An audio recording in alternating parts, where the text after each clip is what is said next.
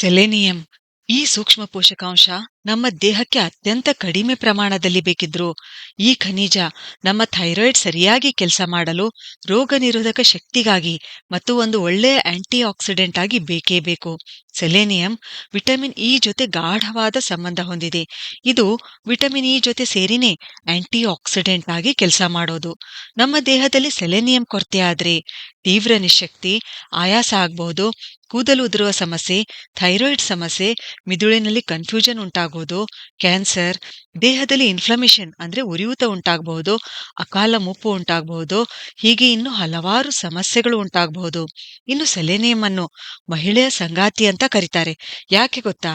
China ದೇಶದಲ್ಲಿ ಕಿಶಾನ್ ಅಂತಕ್ಕಂಥ ಪ್ರದೇಶ ಇದೆ. ಅಲ್ಲಿನ ಮಣ್ಣಿನಲ್ಲಿ ಸೆಲೆನಿಯಂ ಅತ್ಯಂತ ಕಡಿಮೆ ಪ್ರಮಾಣದಲ್ಲಿದೆ.